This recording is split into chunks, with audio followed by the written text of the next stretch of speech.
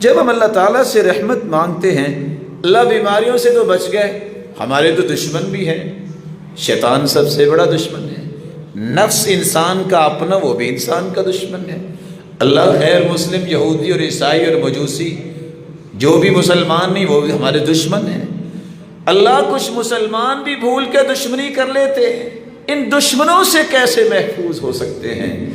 اس وقت محفوظ ہوں گے جب اللہ سے رحمت طلب کریں گے۔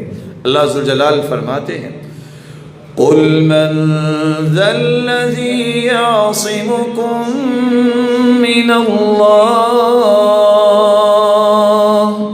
إِنْ أَرَادَ بِكُمْ سُوءًا أَوْ أَرَادَ بِكُمْ رَحْمَةً وَلَا يَجِدُونَ لَهُم مِّن دُونِ اللَّهِ وَلِيًّا وَلَا نَصِيرًا۔ میرے محبوب فرما دیجئے، اگر تمہارا رب تمہیں دشمنوں سے بچانا چاہے، بڑے لوگ اکٹھے ہو گئے اللہ کے رسول کے خلاف، کس طرح جنگ احزاب کے موقع میں چاروں طرف دشمن چڑھ دوڑے، کس نے بچایا؟ اس مالک نے بچایا۔ کیسے بچایا؟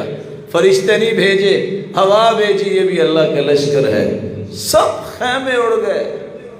یہ اللہ کی رحمت ہے، کس کس جگہ میں اور آپ سوئے ہوتے ہیں لیکن اللہ میری اور آپ کی حفاظت کر رہا ہوتا ہے۔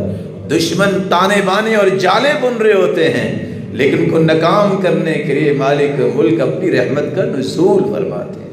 کس قدر کافروں نے جالے بنے مسلمانوں کے خلاف، لیکن اللہ ذوالجلال نے جس کی حفاظت کرنی اللہ حفاظت کرتے ہیں، جو اسے پسند آتا ہے، جس میں رحمت کا نزول فرماتے ہیں، اللہ ہر قسم کے ہتھ کنڈوں سے انہیں محفوظ فرما دیتے ہیں۔